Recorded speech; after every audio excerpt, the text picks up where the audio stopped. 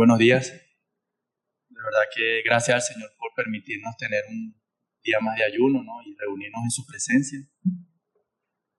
Espero que también hayan podido meditar bastante y reflexionar en el capítulo, ¿no? La idea es que traigamos una reflexión de lo que hemos leído y tratar de enfatizar, ¿no?, las enseñanzas del capítulo. Yo he sido muy edificado, muy confrontado, ¿no?, por el Señor.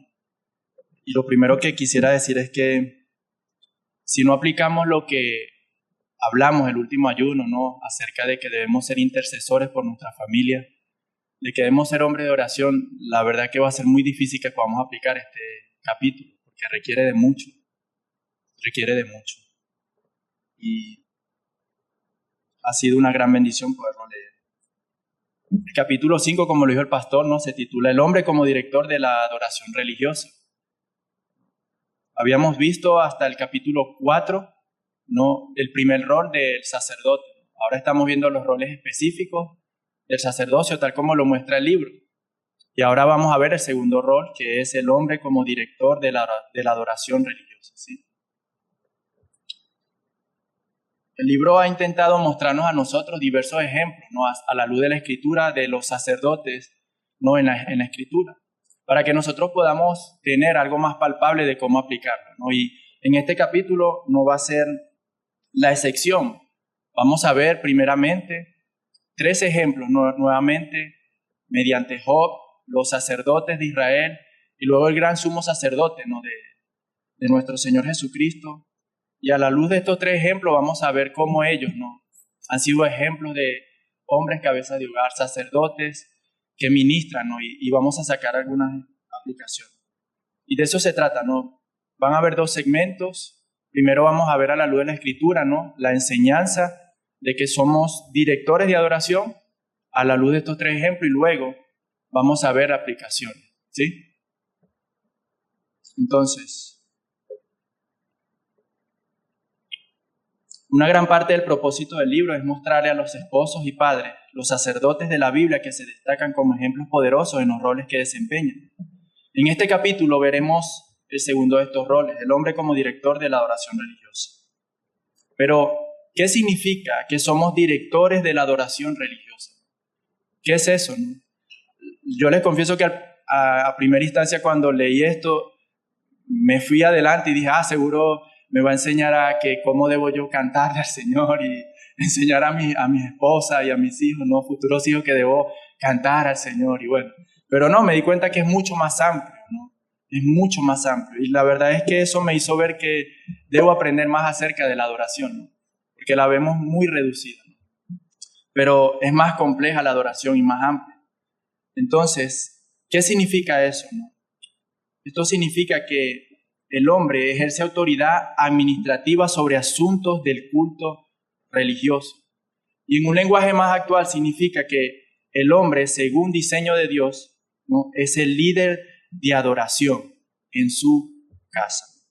Examinaremos este papel de sacerdote una vez más, observando el modelo de Job, ¿no?, de los sacerdotes de Israel, y el de nuestro gran sumo sacerdote, el Señor Jesucristo.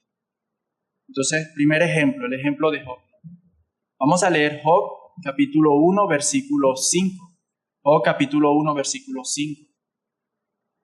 Dice la palabra del Señor: y sucedía que cuando los días del banquete habían pasado, Job enviaba por ellos y los santificaba, y levantándose temprano, ofrecía holocaustos conforme al número de todos ellos. Porque Job decía: quizás mis hijos hayan pecado y maldecido a Dios en sus corazones. Así hacía Job siempre. A la luz de este versículo nosotros podemos observar, ¿no?, el liderazgo piadoso de Job. Vemos en una frase bastante sobresaliente que nos muestra acerca de cómo él ejercía su liderazgo. Esta frase que dice: Job enviaba por ellos y los santificaba. En este texto podemos nosotros ver, ¿no?, muchas cosas acerca del ejemplo de Job. Y uno de ellos es ver su iniciativa, ¿no? Él era el que tenía la iniciativa para con su familia de que le rindiera culto al Señor. Lo vemos en que fue de él que partió la idea de ir, enviar y buscar a sus hijos para rendir culto al Señor.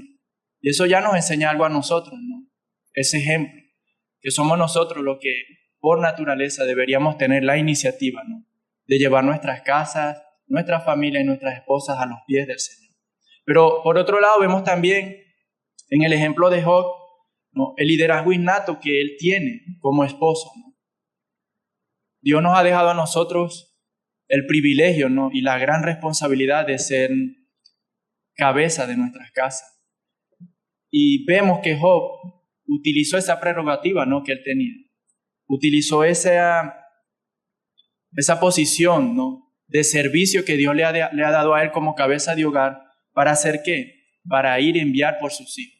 No negoció con ellos, no les preguntó, no. Fue él realmente una persona muy piadosa al usar, ¿no?, ese liderazgo que Dios había puesto sobre él. Y esto es muy importante, y aquí quiero hablar algo, hermano, porque si algo quiere el mundo realmente es destruir la familia, ¿no?, y lo estamos viendo. Pero una de las cosas que vemos en las que también este sistema pecaminoso está socavando la familia es en quitar, ¿no?, el liderazgo y la autoridad de los padres sobre los hijos, o en este caso muy particular de los esposos en su casa, ¿no? El mundo quiere hacernos ver de que si nosotros ejercemos, ¿no?, la autoridad de una forma inclusive piadosa, ¿no?, que es lo que espera el Señor de nosotros, el mundo quiere hacernos ver como malos, ¿no? Es decir, si yo le digo a mi hijo, no, hijo, tú no tienes que ir allá, porque eso te hace daño. Si yo le digo a mi esposa, si vas por este camino, no vas bien. El Señor enseña esto. Si un día mi hijo dice, papá, quiero ir a la discoteca, y no tiene la edad suficiente para gobernarse a sí mismo y vive todavía sobre nuestra casa, pues nosotros por amor le decimos, mira, hijo, la verdad no te conviene. La verdad no estoy de acuerdo en que vayas y no te apoyo en esto. Pero el mundo quiere hacernos ver mal en esto. Job sabía lo que era bueno para su familia y lo que era conveniente para su casa, y él quería ese bien para su casa. El mundo a veces quiere hacernos ver también de que nosotros, inclusive en lo que bíblicamente el Señor nos hace ver que es bueno y agradable ante tus ojos, como instruir a nuestra familia y enseñarle, el mundo quiere hacernos ver como los malos. Pero no es así. Y nosotros debemos hacer uso, ¿no?, de una forma piadosa, de una forma humilde, de ese liderazgo que el Señor nos ha dejado sobre nuestra familia, esa autoridad administrativa que el Señor nos ha dejado sobre nuestra familia.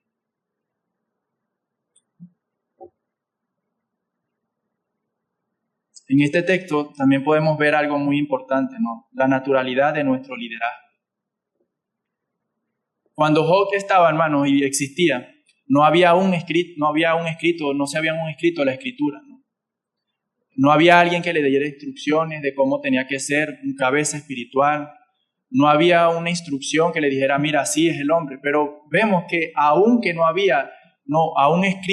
se había escrito una escritura, vemos cómo él naturalmente no ejercía su liderazgo. Y eso nos habla acerca de algo precioso, ¿no?, del diseño de Dios, ¿no?, de que Dios por naturaleza ha hecho que el hombre tenga la responsabilidad, ¿no?, de dirigir a su casa conforme a su palabra y de guiarlo a los pies del Señor, ¿sí? Este anhelo que tenía Job me hizo recordar muchísimo a Josué. Josué 24, capítulo 24, versículo 15, dice así la palabra del Señor. Y si no os parece bien servir al Señor, escoge hoy a quien habéis de servir. Si a los dioses que sirvieron vuestros padres que estaban al otro lado del río, o a los dioses de los amorreos en cuya tierra habitáis. Pero yo y mi casa serviremos al Señor.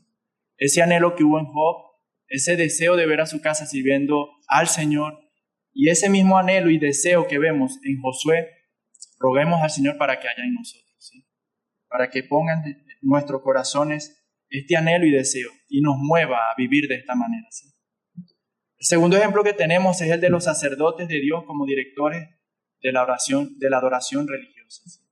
Y aquí en este punto vamos a ver varios versículos y examinaremos cómo se ve de una manera en los versículos, aunque no se aprecia de una forma directa o no haya algún texto que señale de una forma directa esta función que deben ejercer los sacerdotes. Vamos a ver a la luz de estos versículos cómo ellos administraban y oficiaban el culto hacia el Señor, ¿sí?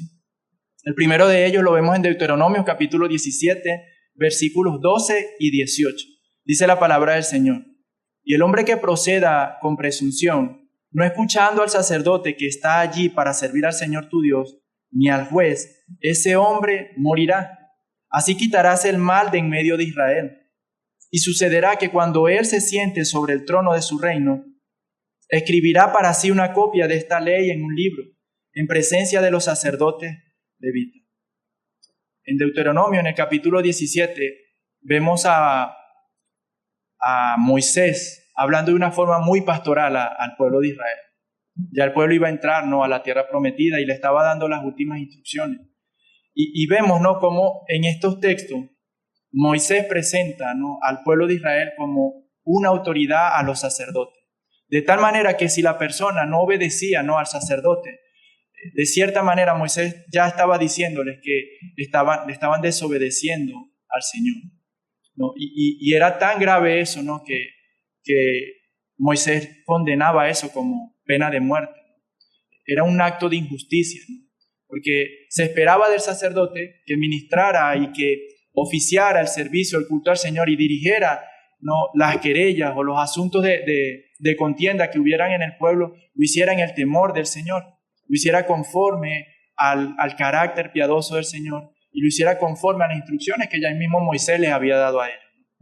Entonces vemos ahí que hay una autoridad ya, ¿sabes?, de parte del Señor. Dios los establece a ellos como autoridad sobre el pueblo para que administraran, oficiaran en los asuntos del Señor. Y el segundo es cuando el pueblo de Israel iba a escoger, ¿no?, a su rey.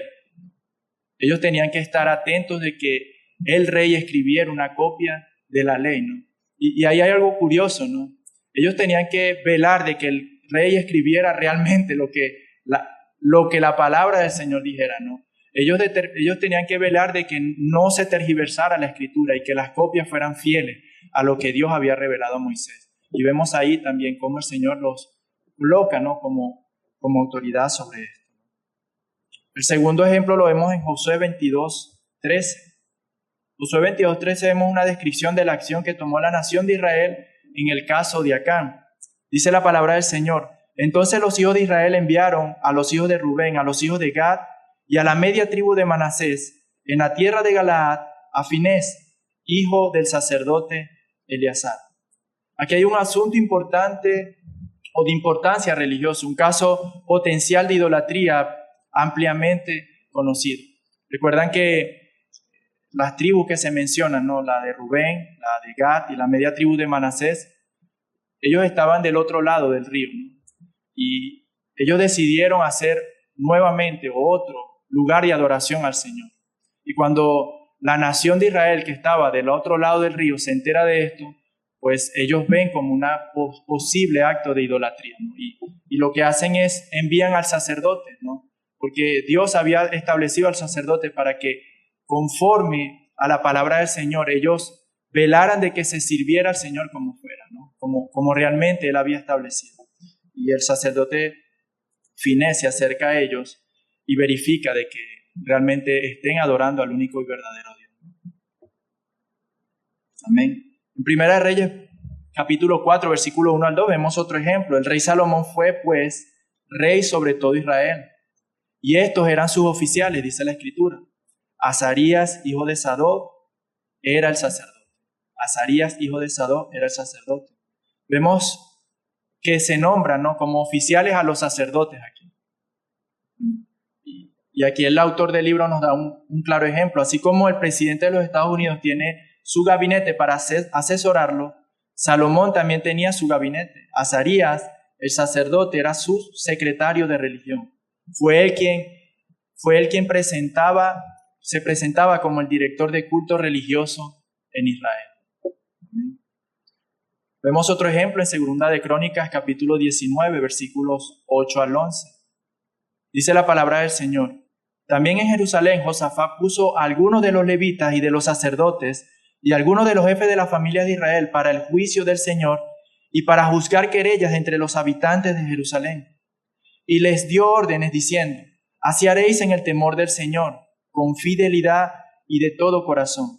Cuando llegue a vosotros cualquier querella de vuestros hermanos que habitan en sus ciudades, entre sangre y sangre, entre ley y mandamiento, estatutos y ordenanzas, vosotros los amonestaréis para que no sean culpables delante del Señor, y la ira no venga sobre vosotros ni sobre vuestros hermanos. Así haréis y no seréis culpables. Y he aquí, Amarías, el sumo sacerdote, presidirá sobre vosotros en todos los asuntos del Señor, y Zebadías, hijo de Ismael, jefe de la casa de Judá, de todos los asuntos del rey. También los levitas serán oficiales delante de vosotros. Sed valientes y obrad, y sea el Señor con el bueno. Luego de que el Señor amonesta a Josafat, ¿no?, de haber tenido una relación con un rey pagano, con un rey que no estaba obedeciendo al Señor, Josafat decide nuevamente, ¿no?, restablecer y hacer como una especie de reforma en su reinado y establece jueces, ¿no? Y vemos que primero habla del carácter de ellos, habla de que debían ministrar y oficiar en el temor del Señor, ¿no? Le dio órdenes, ¿no?, que decía, así haréis en el temor del Señor con fidelidad y de todo corazón. Y vemos que delegó algunas funciones a algunos hombres, ¿no?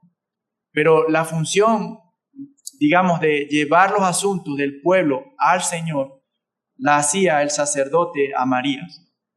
Y vemos ahí también otro ejemplo de que los sacerdotes eran directores del culto de adoración al Señor. Amén.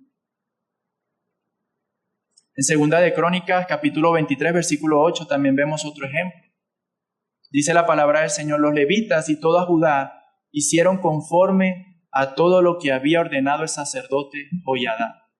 Si leyéramos el capítulo completo, el capítulo 23 de Segunda de Crónicas, vemos un precioso ejemplo realmente de cómo Dios espera que un sacerdote, ¿no?, en este caso en nuestra casa, ministre, ¿no?, para la obra del Señor. Joiada había tomado como rey, ¿no?, y había protegido, ¿no?, a un rey que le correspondía suceder el trono. Y vemos que él hace toda la obra, toma la iniciativa para que el pueblo se reúna, establece a los hombres que iban a cuidar al rey, y vemos que él administra todo eso, cómo se va a hacer presentar al rey, para coronar al rey, para ofrecer sacrificios al Señor, y vemos ese anhelo en su corazón de guardar al pueblo. Y hemos leído en los capítulos anteriores algo muy precioso, ¿no? Habíamos aprendido que el sacerdote en el pueblo de Israel era visto como un padre, ¿no? Era visto como alguien que cuidaba y velaba por el bienestar del pueblo de Israel, como un padre lo hace para con sus hijos, ¿no?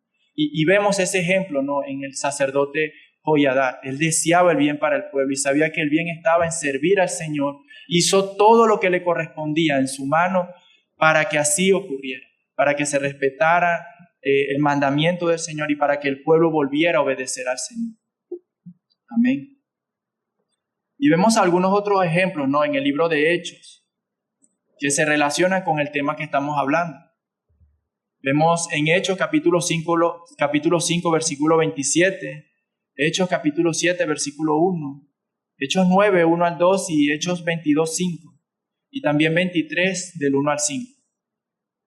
Cuando nosotros leemos estos textos, ¿no?, de manera muy amplia lo quiero tratar, vemos realmente que inclusive en el tiempo en los que los apóstoles estaban predicando el Evangelio, había un respeto y había una autoridad hacia el sumo sacerdote, ¿no? El pueblo de Israel los respetaba, los consideraba como autoridad.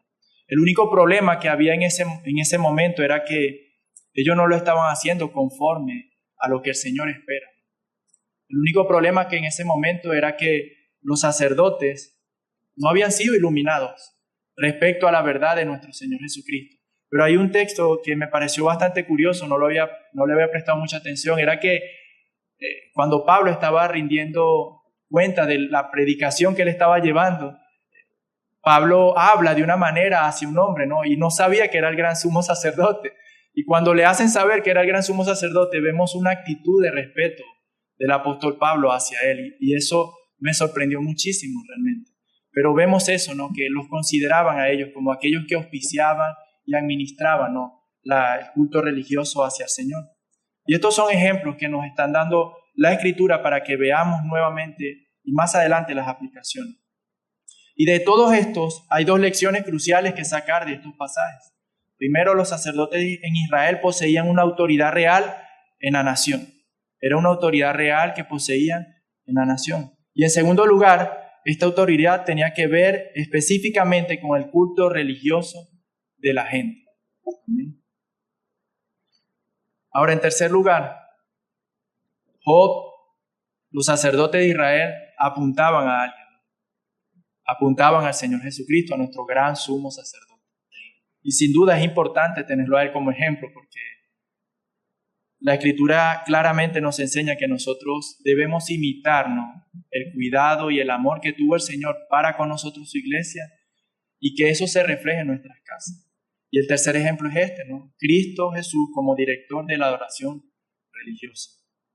Aprendemos del Nuevo Testamento que el Señor Jesucristo es un gran sacerdote sobre la casa de Dios. En Hebreos 10:21 lo vemos así. Aunque hoy muy pocos cristianos reconocen el sacerdocio de Cristo sobre la iglesia, su voluntad debe dirigir lo que sucede en la iglesia. No importa cuántos cristianos piensen que se les permite inventar la adoración a medida que avanzan, la Biblia enseña que solo Jesucristo, como sacerdote sobre la casa de Dios, tiene la autoridad para dirigir nuestra adoración. Varios otros pasajes en el libro de Hebreos enfatizan esta autoridad de Cristo sobre el culto religioso de su pueblo. Vemos este ejemplo también en Hebreos 3:1. En Hebreos 3:1 se identifica a Cristo como el enviado de Dios y el sumo sacerdote de su pueblo confesor cuando dice: por tanto, hermanos santos, participantes del llamamiento celestial, considera a Jesús el apóstol y sumo sacerdote de nuestra fe. Y en Hebreos 5:4-5 agrega: y nadie toma este honor para sí mismo, sino que lo recibe cuando es llamado por Dios, así como lo fue Aarón.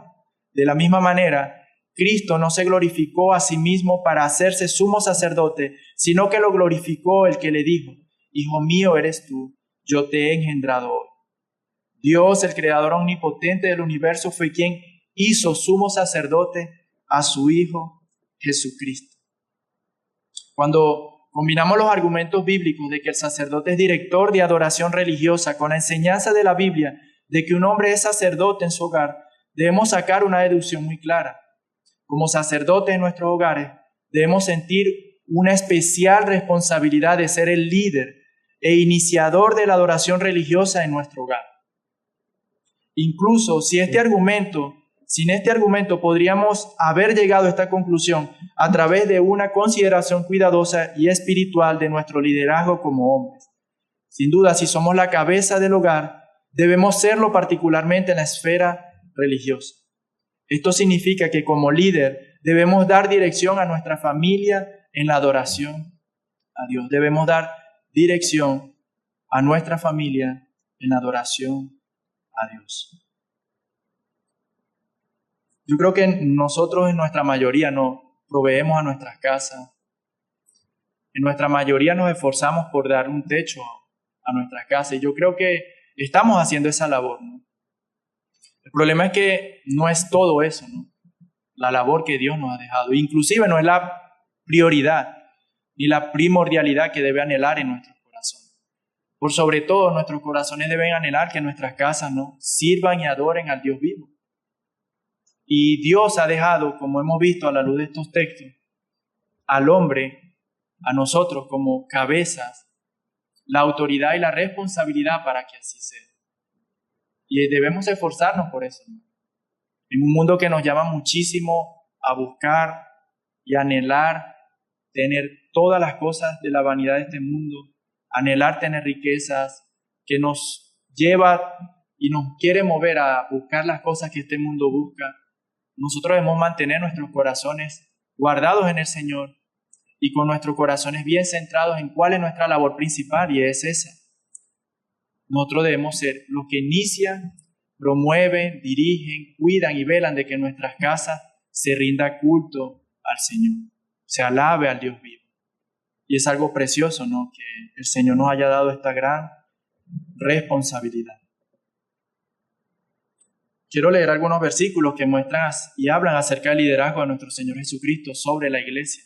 En Efesios 1:22, y todo sometió bajo sus pies, y a Él lo dio por cabeza sobre todas las cosas a la iglesia.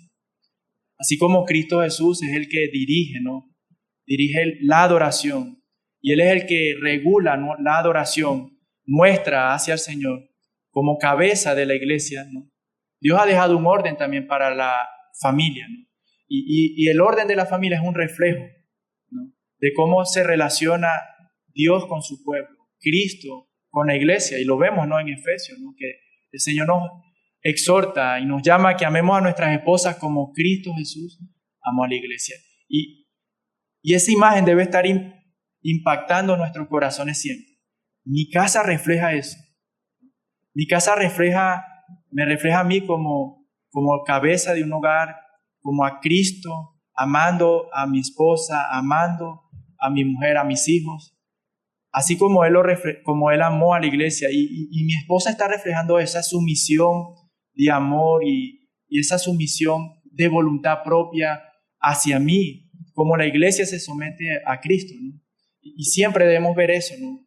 Cada cierto tiempo yo creo que es importante que nosotros nos sentemos a evaluar si nuestra casa está caminando de esa manera. Y si no, pues ir a los pies del Señor, corregir lo que haya que corregir, pero tomar las riendas, ¿no?, y las cartas en el asunto, como lo hemos leído, tener la iniciativa de que así sea. Amén. Sin embargo, esta conclusión se pierde tristemente en muchos hombres que se jactan de ser cabezas en sus hogares, pero nunca guían a sus familias en la adoración. Considerar el hecho de que los hombres son cabezas en sus hogares a través de las gafas sacerdotales que nos dan las Escrituras debería aclarar el asunto, incluso para mentes caídas como las nuestras. Debemos ejercer iniciativa y liderazgo con respecto al culto religioso de nuestros hogares. Esta conclusión nos lleva a 4 aplicaciones relacionadas con la adoración personal, número 1, la adoración familiar, número 2, la adoración pública, número 3, y la adoración en el día del Señor, número 4. Y esas van a ser las aplicaciones que vamos a ver ahora en adelante.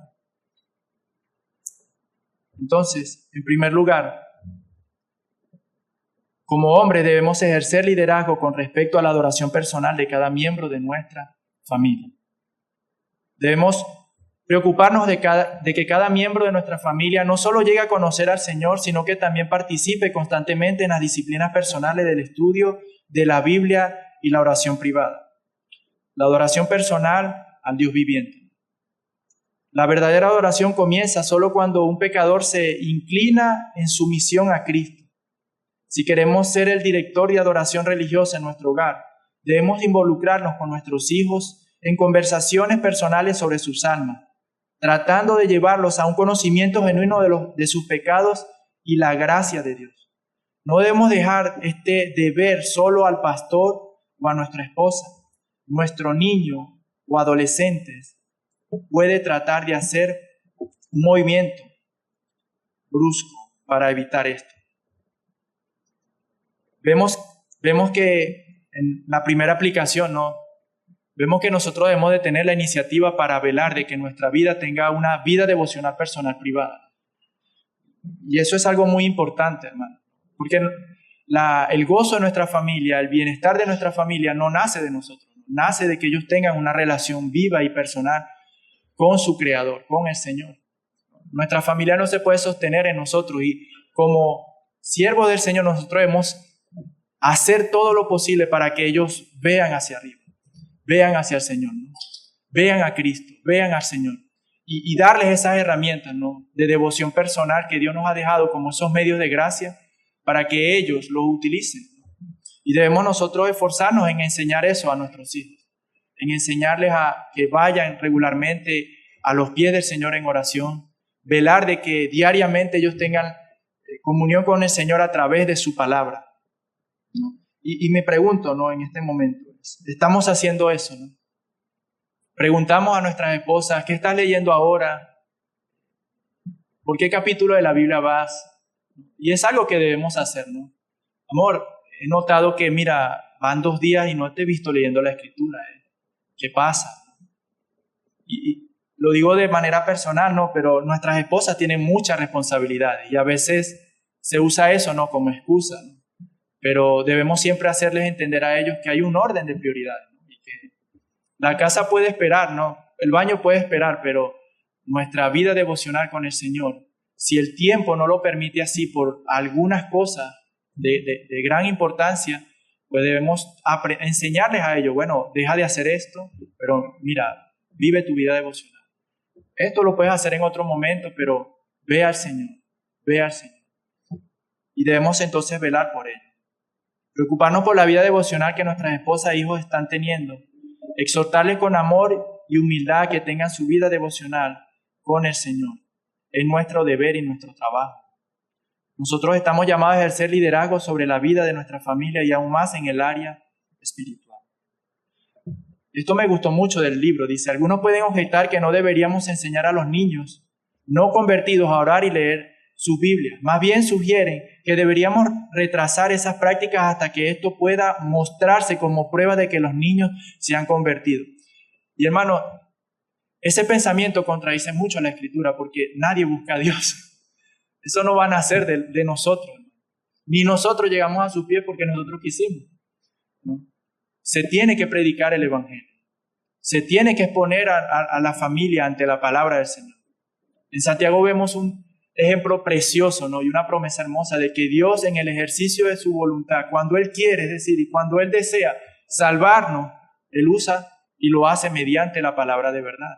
Entonces, si no los exponemos a ellos ante la palabra de Dios, pues menos van a ser convertidos. Y eso es otra cosa que también vemos en el mundo. El mundo nos está enseñando y nos quiere enseñar que todos nosotros nos realizamos por sí mismos. Tú no tienes que instruir a tu niño, déjalo que se desarrolle. No, hermano, la palabra dice que lo instruyamos. Si no lo hacemos nosotros, lo va a hacer el diablo y lo va a hacer el mundo. Así de simple. Y nosotros debemos instruirlo y confiar en el Señor y descansar en oración de que esa palabra va a surtir efecto. Pero por otro lado veo algo también muy importante. Ese temor de que yo entiendo que el temor aquí es educar a alguien moralista, ¿no? Nadie lo quiere. Pero si nosotros nos esforzamos por tener una buena comprensión de la Escritura, de la gracia del Señor, y usamos eso a la hora de llevar a nuestros hijos ante la palabra, pues vamos a mostrar a la luz de la Escritura la realidad de su condición espiritual y ellos van a ver su necesidad de un Redentor y de un Salvador. Y en eso debemos de confiar, ¿no?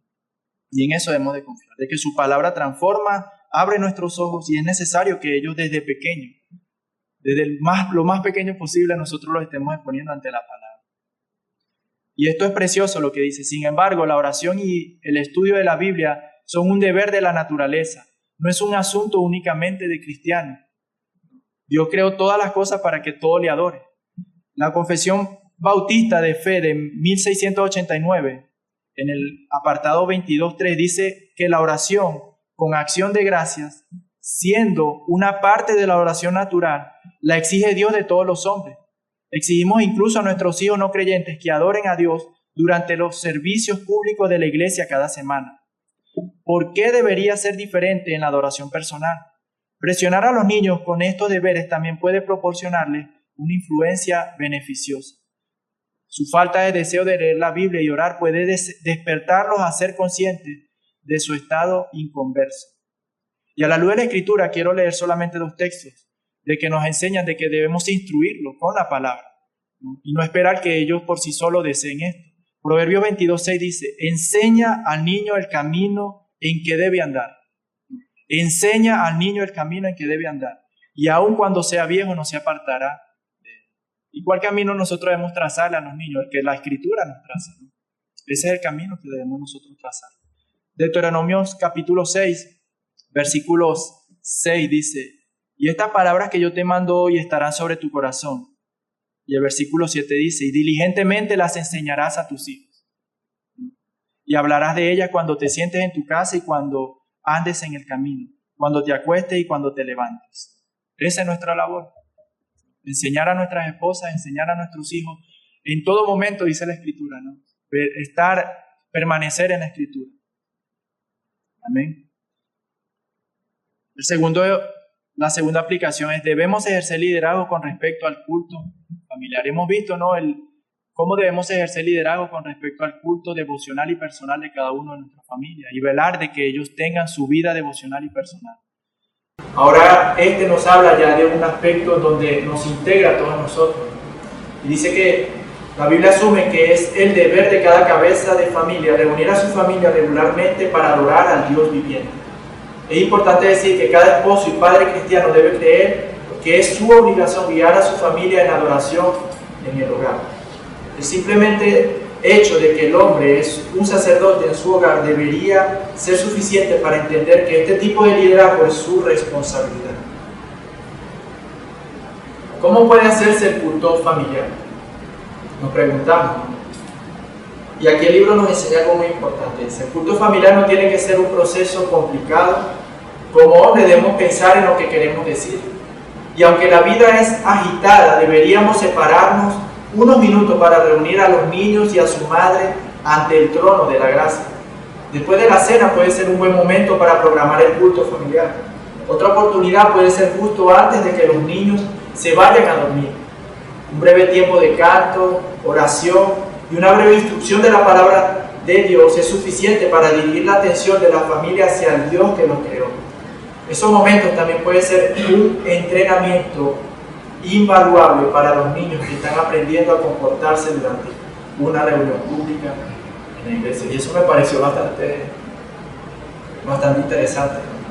Si nosotros constantemente mostramos temor y reverencia, sumisión en nuestras casas, ¿no?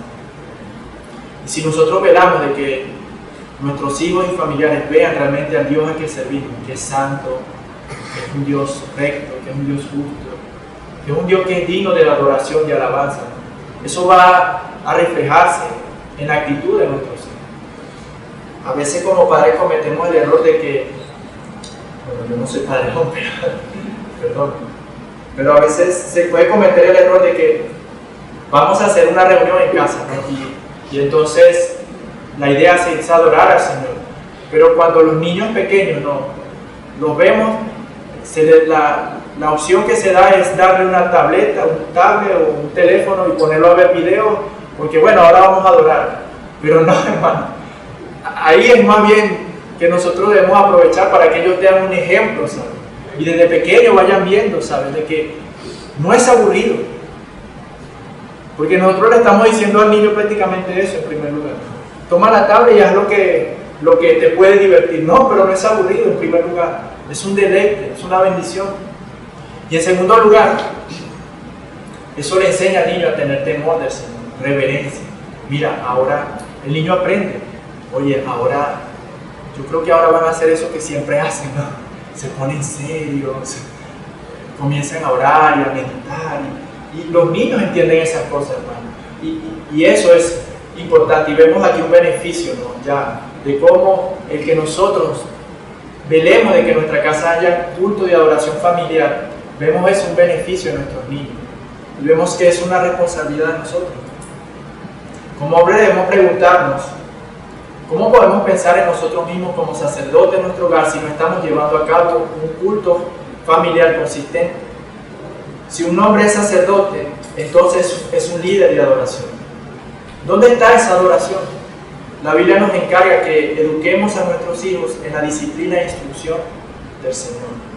También dice que los hombres son responsables de enseñar a sus hijos. Uno de los mejores lugares para enseñar es en el culto familiar. Esta oración es un principio vital en el fundamento del sacerdocio de un hombre en el hogar. Y esto me hace recordar, ¿no? la exclamación de Josué nuevamente, la que leí: yo y mi casa serviremos al Señor. Y analizando ese texto vemos que Josué primeramente toma su responsabilidad. Yo, dice, yo. Difícilmente nuestra familia va a querer rendir culto al Señor si nosotros personalmente no lo hacemos.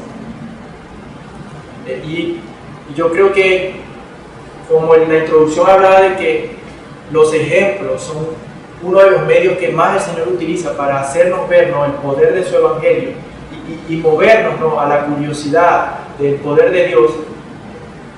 Si un hombre tiene responsabilidad con el Señor, guarda su vida devocional con el Señor, tiene un tiempo para adorar al Señor, eso va a impactar, ¿sabes? Los hijos van a ver, la esposa van a ver, y ver esa delicia, ¿no?, y que el hombre sale diferente de ese momento. Oye, eso, ¿sabes?, sí es importante. Por eso primeramente, no nosotros. Pero luego Josué dice: mi casa también, porque es mi responsabilidad. Y eso debemos nosotros procurar. Tener cultos de adoración familiar, llevar la iniciativa de la instrucción de la palabra en nuestro hogar. Y aquí nos ha dado algunos ejemplos de ello, de cómo hacerlo. Antes de dormir, después de la cena, cada quien vea, ¿no?, lo que conviene para su casa, lo que es mejor, donde vean que esté más atento a sus hijos, pero que se haga. El tercero es, debemos ejercer liderazgo con respecto a la adoración pública a Dios. Debemos ejercer liderazgo con respecto a la adoración pública a Dios. En los días de Job, antes del pacto mosaico, no había un culto público designado hacia Dios. Job vivió antes de la época en que un lugar especial, Jerusalén, y un sacerdocio especial, los hijos de Aarón, fueran elegidos en Israel. Ahora que Dios ha establecido su adoración en la iglesia, una institución distinta de la familia, nuestra situación es diferente a la de Job. Hoy ejercemos nuestro sacerdocio en conexión y con el apoyo de la adoración pública ordenada de Dios.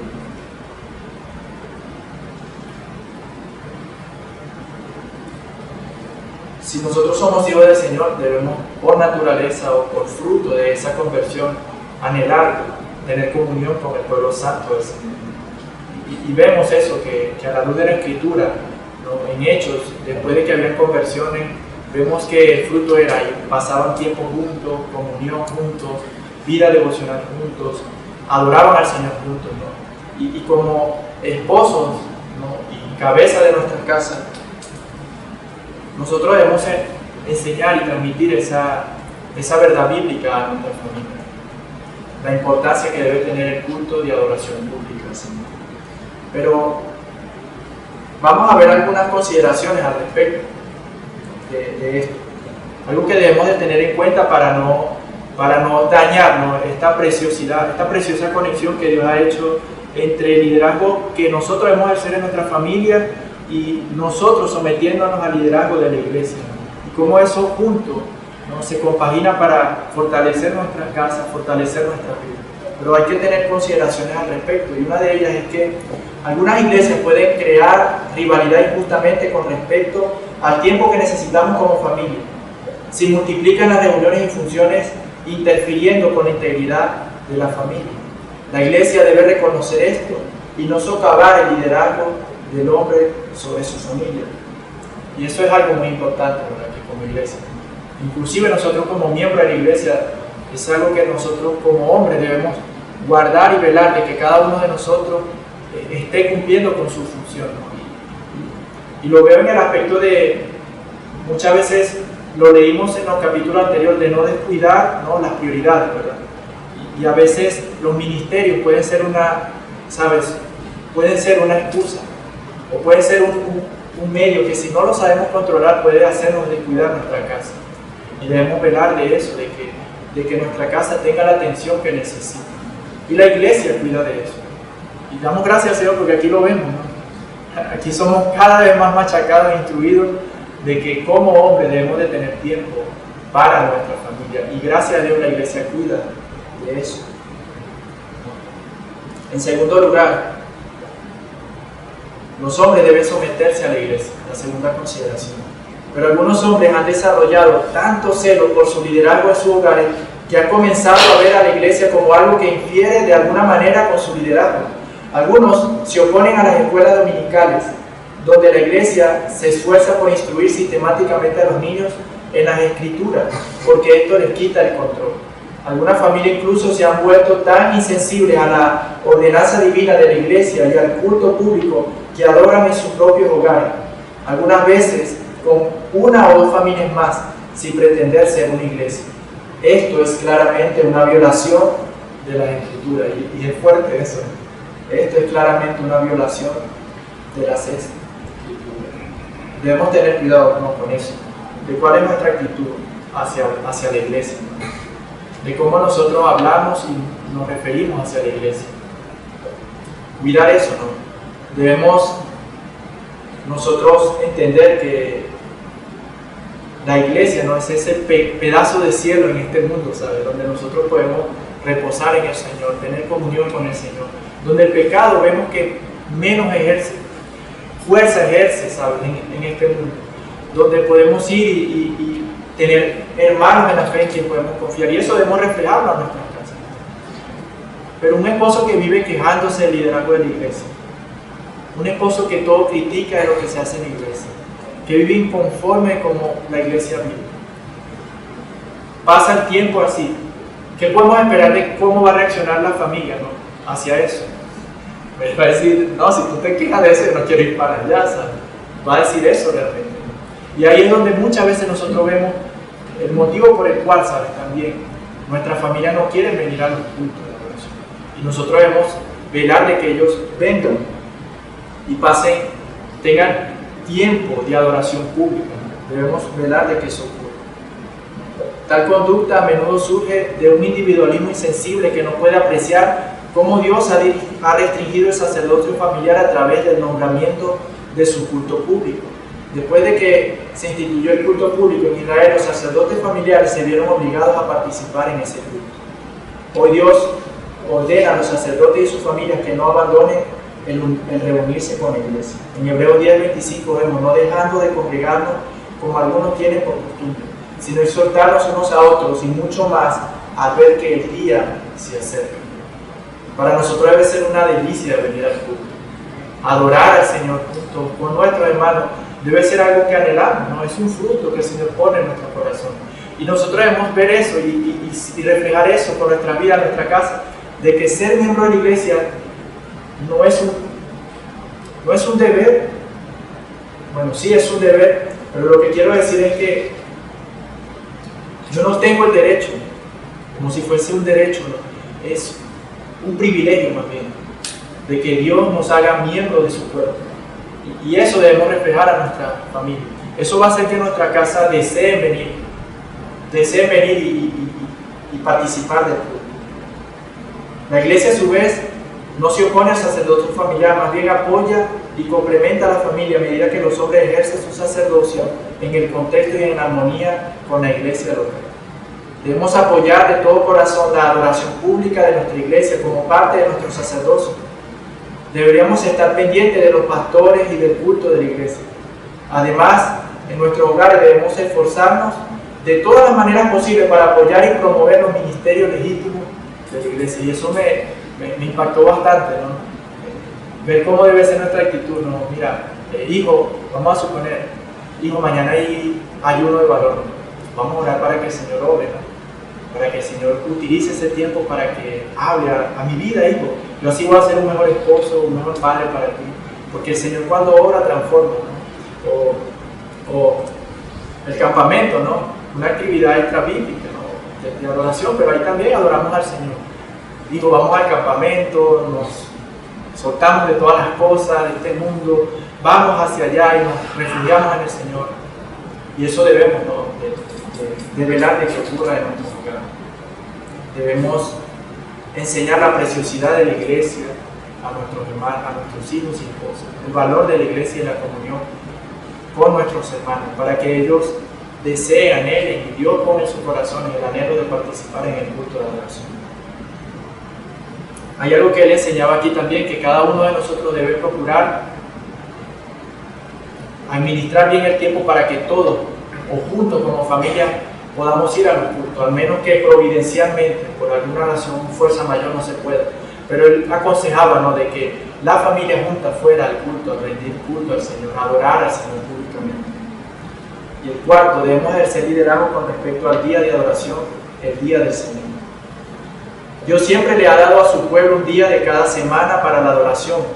Desde la creación hasta la resurrección de Cristo, ese día de reposo recayó sobre el séptimo día de la semana. Desde la resurrección de Cristo, un día domingo, hemos celebrado el día de reposo del Señor, el primer día de la semana. Este día de reposo es un día de descanso en nuestras labores, recreaciones y empleos ordinarios. Debe ser santificado para el Señor con el propósito de adorar de manera pública y privada. La Confesión de Fe Bautista de 1689 enseña esto en el capítulo 22, sección 7 y 8. Así como en la ley de la naturaleza, que en general una proporción de tiempo por designio de Dios se dedica a la adoración de Dios, así en su palabra, por un mandamiento positivo, moral y perpetuo que obliga a todos los hombres en todas las épocas, Dios ha señalado particularmente un día de cada 7 como día de reposo, para que sea guardado santo para Él, el cual desde el principio del mundo hasta la resurrección de Cristo fue el último día de la semana, y desde la resurrección de Cristo fue cambiado el primer día de la semana, que es llamado el día del Señor y debe ser perpetuado hasta el fin del mundo como el día de reposo cristiano, siendo abolida la observancia del último día de la semana.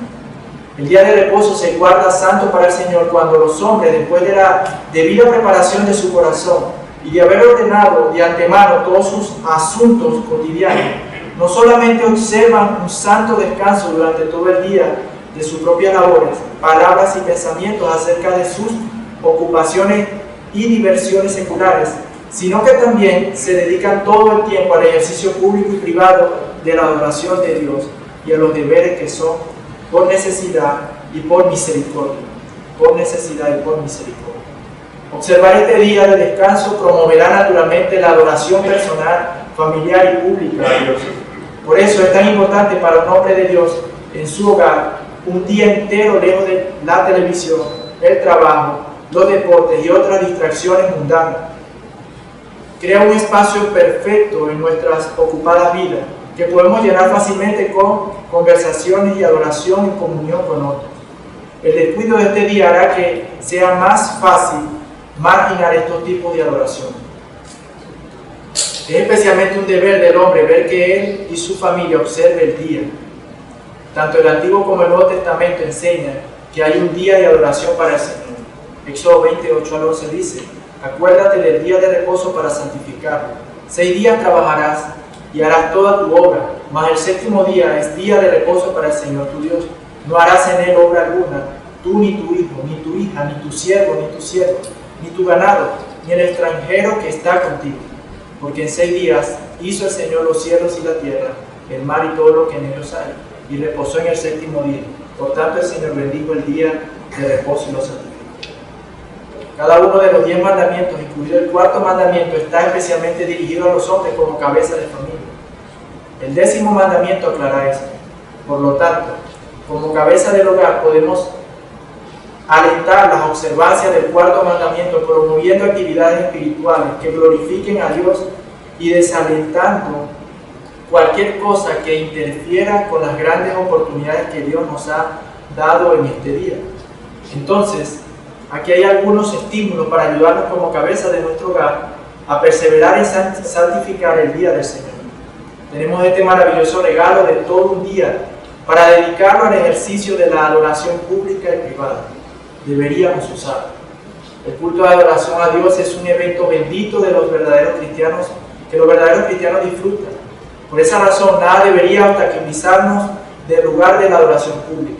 Debemos asegurarnos de que toda nuestra familia esté en la escuela dominical y en la adoración de la mañana y de la tarde, alrededor de la mesa del almuerzo.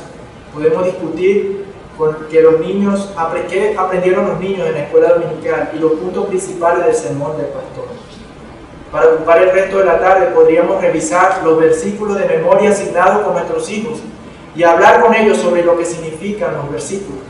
Podríamos darle a un niño mayor un buen libro para leer y luego discutirlo con él o ella. Podríamos elegir a uno de nuestros hijos cada semana, acostarnos con él o ella para su siesta y usar ese tiempo para hablar sobre el Evangelio, Cristo y el estado de su alma. Una cosa es que los niños vean a su papá ir a la iglesia, otra muy distinta es verlo entrar en su habitación, acostarse en su cama y hablarle sobre cosas eternas. También podríamos llevar a nuestros hijos a caminar o iluminar los rostros de personas mayores con una visita a un hogar de ancianos. Luego, al final del día del Señor, mientras la familia cena o come un refrigerio, podríamos pedir a nuestros hijos que compartan algo del día que haya quedado especialmente guardado en su mente. Las posibilidades que nos brinda el día del Señor son infinitas. Si vemos el día desde el gozo y privilegio que es este, en lugar de verlo como un día restrictivo diseñado para despojarnos de todo placer, Dios nos ha dado una grandiosa oportunidad si tomamos en serio nuestra responsabilidad de guiar a nuestra familia a observar su día. Qué importante no es eso, no es. qué privilegio y qué bendición tiene para nuestra vida el día que el Señor nos ha dado para descansar en él, el día del Señor. Nuestra casa cada semana debe entendernos lo que significa ese día, la resurrección del Señor Jesús. El sello que garantiza de que todo lo que Él dijo es verdadero: salvación, vida eterna, reconciliación con Dios. Y eso debería, ¿sabes?, reflejarse en gozo y fiesta, ¿no?, para la familia ese día, ¿no? Un día en el cual, en lugar de verlo como bueno, tengo que ir al culto y en lugar de ir a vacaciones, no, verlo, no hay nada mejor que estar en ese día y adorar al Señor. Guardar de que la importancia de ese día se mantenga en nuestra casa. Y ahí debemos ver también nuestra actitud para con el día del Señor. Si nos organizamos para el trabajo, nos organizamos para fiestas, para hacer todo, pero para ese día no nos organizamos, eso es una enseñanza que puede dar un mal ejemplo, ¿no?, a nuestros hijos, de cómo debe ser nuestra actitud para la adoración en el día del Señor. Debemos velar por eso, ¿no? Velar de que el día del Señor se guarde. Pero lo que me encantó de esto, ¿no?, es todo lo que se puede hacer, ¿no? Y nos dio una gran lista de ello. Y debemos velar de que sea así. Velar de que el día del Señor se guarde como el Dios espera, un descanso en Él.